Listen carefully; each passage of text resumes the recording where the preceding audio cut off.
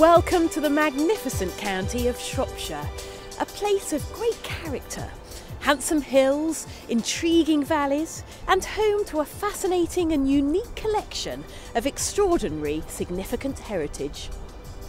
It was in Shropshire's Coalbrookdale that Abram Darby perfected the secret of smelting iron with coke, a discovery that laid the foundations for the Industrial Revolution.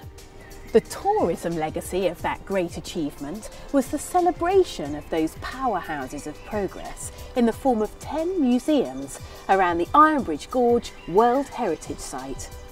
The pioneering endeavours and groundbreaking machinery are preserved and treasured, not least at the evocative Blists Hill Victorian town. It was activity and invention that would transform not just Britain, but the whole world. Ingenuity, very much the spirit of the Industrial Revolution, where nowadays you can play with large-scale interactives and really get into the spirit of innovation and creativity, the thing that made Ironbridge the heart of the Industrial Revolution. Shropshire is providing fine presentations of its important historical treasures. This is Shrewsbury, and let your senses guide you. The starting point for a visit must be the county town of Shrewsbury.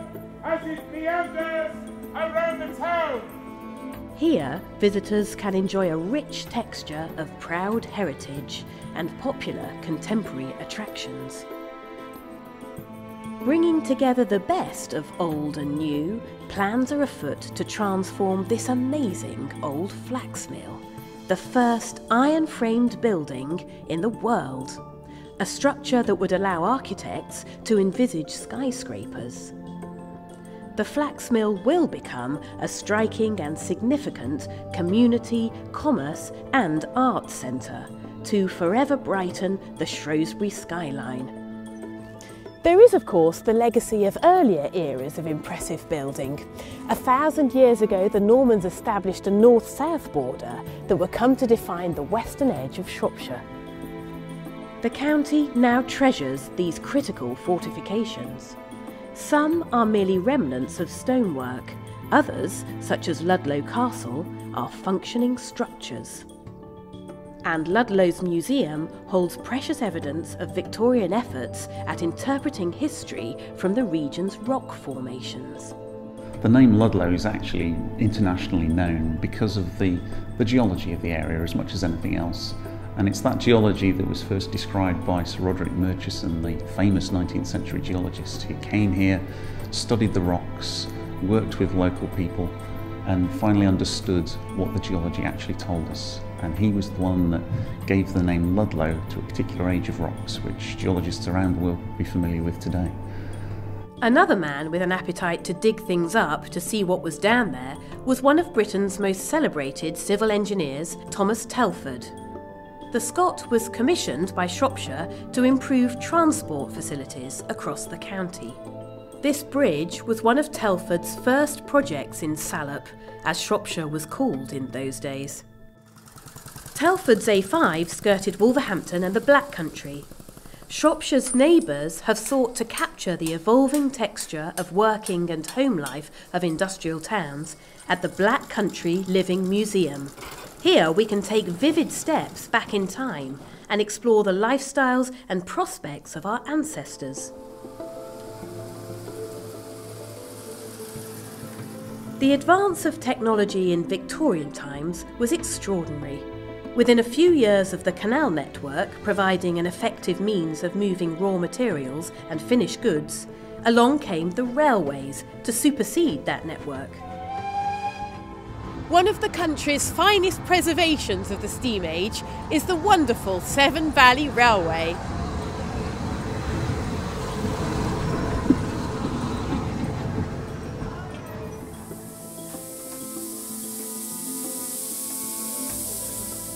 Magnificent machines, exquisite views.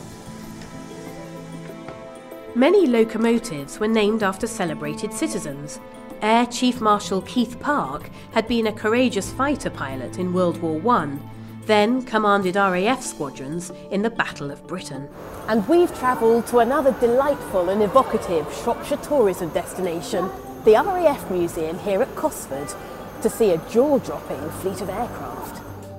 Remember, it's only just over 100 years since man and woman first flew powered machines.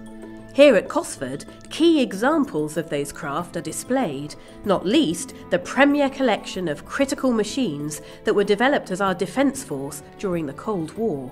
The museum features everything from the 1930s aviation right up to the current day.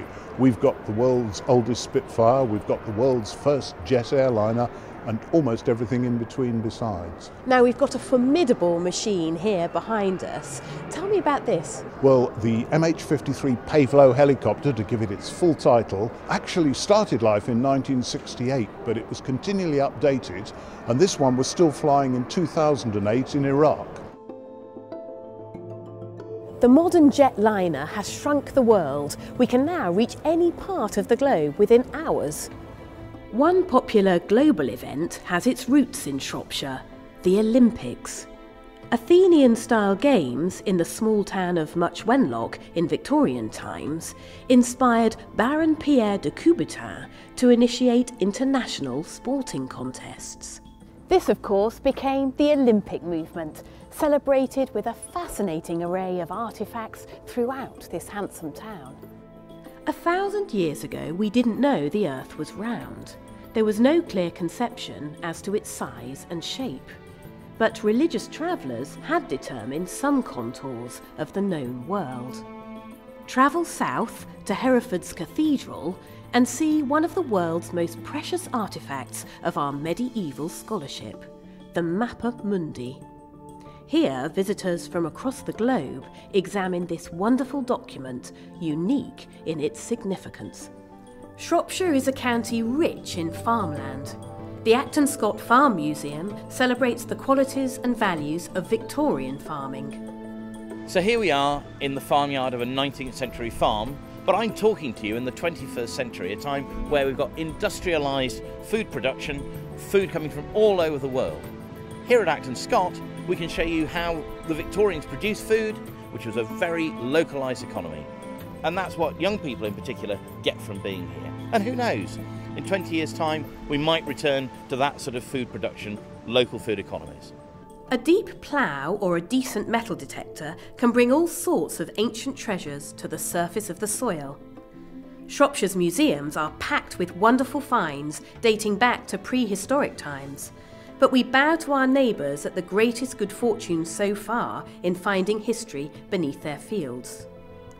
Visitors to Shropshire are recommended to hop over the border to be dazzled by the Staffordshire hoard on display at several locations. Alas, to date, we so far know very little of the social context of many of these jewels and tools. Whereas Shropshire's long distinguished military heritage has been accurately documented and finely presented inside the walls of Shrewsbury Castle. Shropshire Regimental Museum was set up in Shrewsbury Castle in 1985 to house the collections of the major regiments of Shropshire since 1755, and we have a collection of something like 40,000 items spread over 3 floors of this medieval border fortress. Perhaps the most extraordinary single object is this decorative officer's baton. Who did it belong to? The leader of the German nation at the end of World War II. No, not Hitler. Admiral Dönitz, who became nominal head of the remains of the Nazi regime following his Führer's suicide. A few weeks later, he was arrested by the 159 Infantry Brigade. The baton was handed over as a token of surrender and retained by the regiment following this very important day in world history. Across the county, people are appreciating a huge array of historical treasures. Shropshire and Shrewsbury take great pride in enviable natural resources and precious heritage. Shrewsbury's Music Hall will be the hub of Shropshire's collections, housing the core of thousands of years of significant British history. From here radiate out the Roman roads, the Telford routes, the railway links, so that everyone who comes to Shropshire can see and enjoy this uniquely important and impressive array of amazing places and properties. On a press visit to Shropshire in the Marches, you will find lots of fascinating stories. Come and see us soon.